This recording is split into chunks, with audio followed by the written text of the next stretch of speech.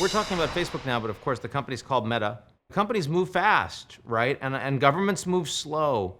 Governments move slow. And I'm wondering, I mean, to what extent are the ultimate threats to a Facebook, to a Google, more about the competitive environment that changes as opposed to governments that in some ways may always end up being a couple steps behind where the companies are going? So one of the things I like about how the Digital Services Act was written was that if you write laws that, like, one thing people ask me all the time is they're like, Francis, tell us how to fix Facebook. Like, give us the short version. What's the 5 things that got to change?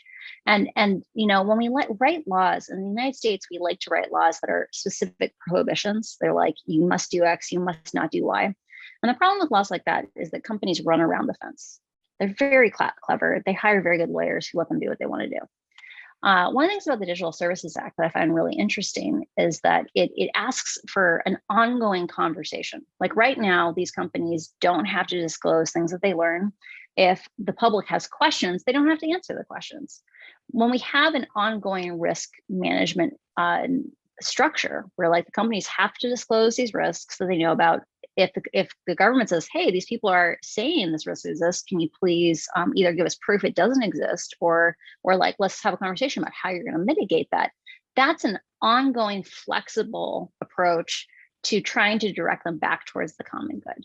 I think the secondary thing is, like you're saying about how governments move slowly, tech moves fast. There has always been a big gap between where technologies are and our ability as the public to hold these companies accountable. That gap is going to keep getting bigger and bigger because, let's say there's always a little bit of a delay. If tech is accelerating, the gap gets bigger. Things like effective whistleblower laws. And just for context, Europe passed its first whistleblower laws back in December, partially as a result of my disclosures. And we're going to need better and better whistleblowers because we need to narrow that gap. We need to be able to have the public asking questions early in the process, in the design process of these systems. It's hard for me to imagine what it's like to be a whistleblower and suddenly be a public figure in such an incredibly spotlight shining on you way. What's the thing that has surprised you most about your experience since you've gone public? So I totally understand the sentiment of this question. Like, I feel very cared for whenever people ask this question, and I have like such an uninteresting answer, which is because I think the public was so hungry for accountability from social media. Like, there's a lot of frustration in the public around how the relationship with Facebook has unfolded. Things like Facebook lying to the public. I think because people were so hungry to live in the truth, like to stop being gaslit, I have had an incredibly positive response from the public. Like, I have open DMs on both Twitter and Instagram, and like, I don't get harassed. And as someone who has worked at 4 social media platforms, women who are in the public sphere, they never get away scot-free. And I have had an almost effortless whistleblower process.